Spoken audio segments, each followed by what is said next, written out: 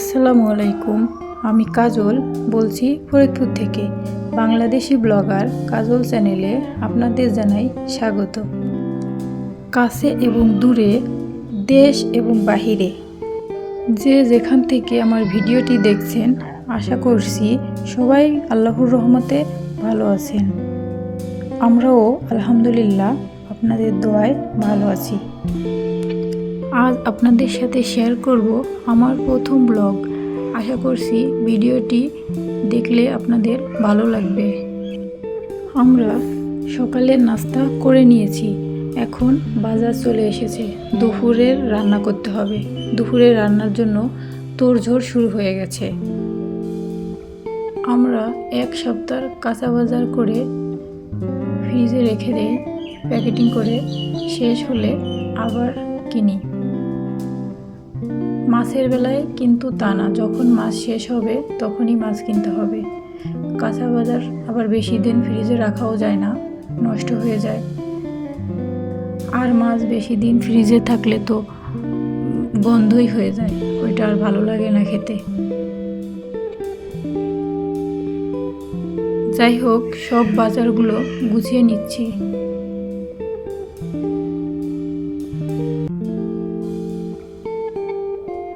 ঈদের তো আর বেশি বাকি নেই, ঈদ তো চলে এসেছে, তাই অল্প করে মাছ আর অল্প সবজি আনতে বলেছি।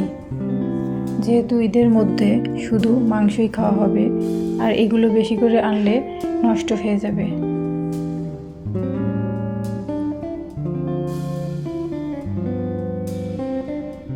দুই ধরনের মাছ এনেছি, এগুলো পরিষ্কার করে নিচ্ছি। পাবদা মাছ আর হচ্ছে রুই মাছ। পাবদা মাছটা একদম তাজা, লাফাচ্ছে।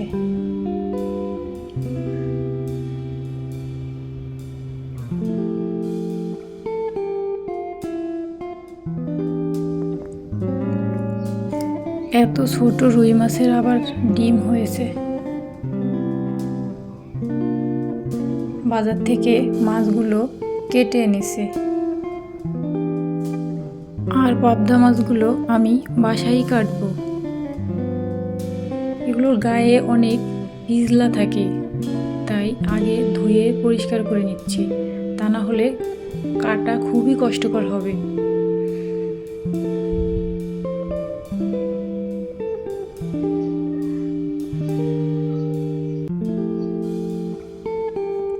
আজ রুই মাছ রান্না করব, তাই লাউ আলু কেটে নিয়েছি, আর হচ্ছে ঢেঁড়স ভাজি।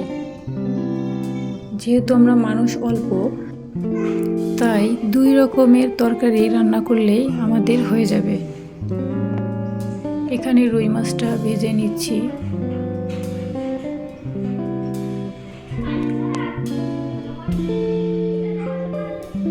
অন্য চুলায় দিয়ে দিয়েছি ঢেঁড়স। 2 চুলায় দিয়েছি তাড়াতাড়ি রান্না শেষ করার জন্য। যেহেতু ছোট বাচ্চা আছে, আবার দুপুরে গোসল করাতে হবে, ঘুম পাড়াতে হবে, অনেক কাজ। প্রথমেই তো বলেছি, মেয়েদের জীবন বৈচিত্র্যময়, একটার পর একটা লেগেই থাকে। আমার ভিডিওটি যদি আপনাদের ভালো লেগে থাকে তাহলে লাইক করতে ভুলবেন না, আর সাবস্ক্রাইব করে দিবেন দয়া করে।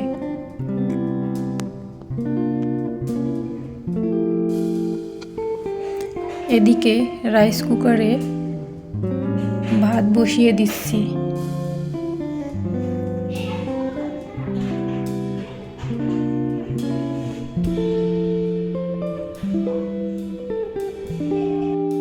আর আসল কথাই তো বলতে ভুলে গেছি, আমরা পরিবারের সদস্য 4 জন। আমাদের 2টা ছেলে সন্তান আছে। বড় জনের নাম আরাফাত আর ছোট জনের নাম আলভি। এখানে ঢেঁড়স ভাজিটাও হয়ে গেছে। মাছে দেওয়ার জন্য জিরা বেটে নিচ্ছি।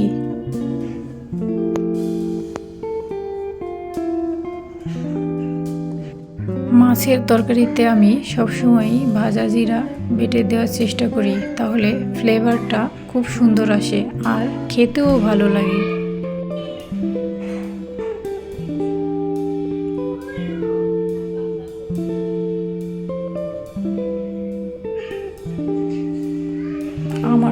তরকারিটাও হয়ে গেছে, প্রায় নামিয়ে নিতে হবে।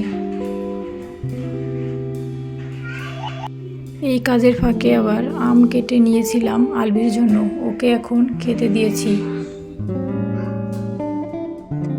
বাচ্চাদের এভাবে খেতে দিলে হয় কি, নিজে নিজে খাওয়া শিখবে অতি দ্রুত, আর আত্মনির্ভরশীলতাও বাড়বে।